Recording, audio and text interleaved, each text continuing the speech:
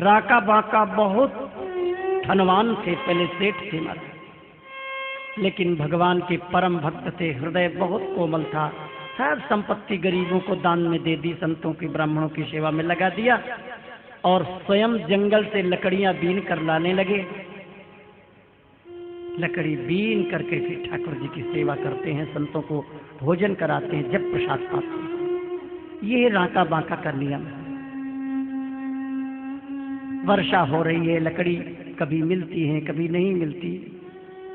नामदेव जी ने कहा भगवान से, आप बहुत कठोर हो, बहुत निर्दय हो। क्यों भैया, ऐसी क्या बात है, ऐसे क्यों गाली दे रहे? देखो आपका राका भाका कितना भक्त है, जितने आपके भक्त हैं उनको आप कष्ट बहुत देते हो, ये आपकी आदत बहुत। भैया मैं तो देता हूं पर वो लेते नहीं, मैं क्या करूं? सब कहने सुनने की बात है, आप देते ही नहीं हो। भगवान बोले नामदेव तो चलो भाई, तुम्हें जैसे विश्वास हो ऐसे तो मानोगे। हाँ मेरे सामने चलो, मेरे सामने दो, जब मानेंगे कि देते हो कि नहीं। नामदेव और भगवान दोनों चले। जिस रास्ते से राका बाका जी आ रहे हैं वहीं जंगल में भगवान श्री कृष्ण और नामदेव दोनों चले। भगवान श्री कृष्ण ने मोहरों की एक थैली रास्ते में डाल दी और जंगल में छुप गए। राका बाका चले आ रहे हैं, राका पति बाका। राका जी आगे हैं, बाका जी पीछे। मोहरों की थैली देखते ही राका जी ने विचार किया कि गृहिणी का मन कहीं मोहरों में न हो जाए, माया है ये, भजन बिगड़ जाएगा। तुरंत 2-3 अंजुली धूल लेकर के मोहरों के ऊपर डाल दी। गृहिणी कहती हैं क्या डाल दिया महाराज, बताओ ना। नहीं नहीं कोई बात नहीं, वो तो वैसे ही मैंने डाल दिया। नहीं कुछ तो डाला ना।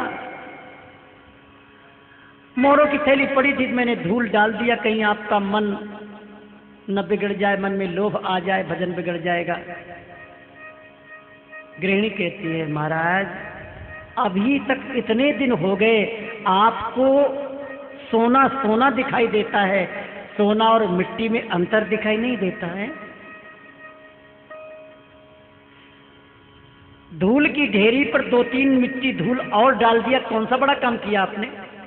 और अपने मन में बैरागी समझ रहे। यह सत्संग। जहाँ रस स्वादी मिले तहाँ सन्मान न होई, जहाँ होई सन्मान तहाँ मन मिले न कोई। मन मिलाप जहाँ होई तहाँ इष्टता न पावे, जहाँ इष्टता मिले तहाँ दारिद्र सतावे। जहर स्वादी मिला, जहाँ स्थिरता मिलते वहां गरीबी।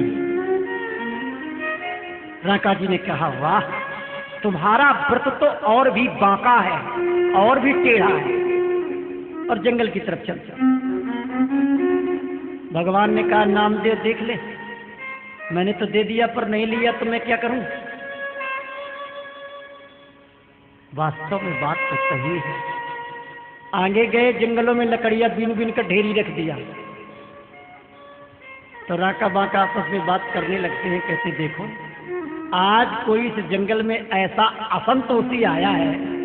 भगवान का एक नया नाम रखा राका बाका ने, असंतोषी जी। कोई ऐसा असंतोषी आया है जिससे लकड़ियां उठी नहीं, बांध बांध कर रख गया है। अब क्या करें, हमारे भाग में नहीं। कुछ थोड़ा वर्षा हो गई थी, इसलिए बेचारे निराश होकर के आज घर में भूखे रहे। भगवान कहते देख लो, मैं रोजाना उनको भरपेट भोजन तो दे देते था, तुमने आज भोजन भी नहीं दिया। नामदेव से बोले तुम्हारे चक्कर से आज भूखे रह गए भगवान। ठाकुर जी को भी भोग नहीं लगाया, राका बाका भी भूखे रह गए। घर में जाते हैं, माता कुंती कहती है अकिंचन वित्ताय, आप अकिंचनों के धन हैं।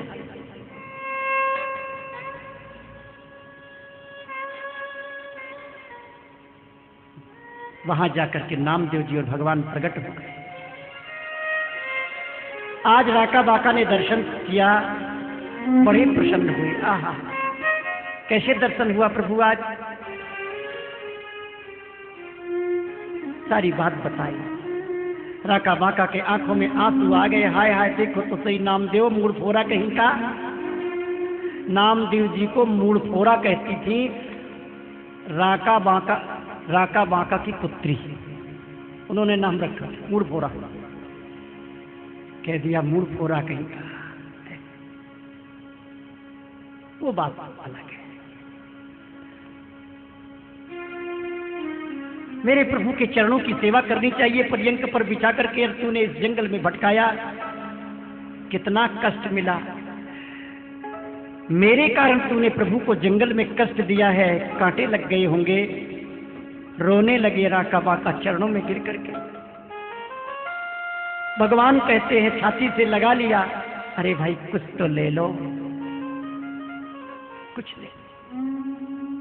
क्या ले ले प्रभु, एक बात बताओ। अच्छा ठीक है, आप कहते ले लो, आज आप कह रहे हो ले लो, और जब आपसे हम कुछ ले लेंगे तो इसके बाद भी ऐसी कृपा रहेगी कि नहीं रहेगी? आप धनवान बना दो, ठीक है, लेकिन क्या पीछे भी वही कृपा रहेगी जैसी आज कह रहे हो ले लो? संपत्ति हो जाने पर, धनवान हो जाने पर क्या इतनी कृपा रहेगी? ठाकुर जी ने सिर हिला दिया, फिर तो नहीं रहेगी। तो बस हमको वो नहीं चाहिए, हमको तो आप चाहिए। मेरी संपत्ति तो आप है, हे अकिंचन वित्ताय।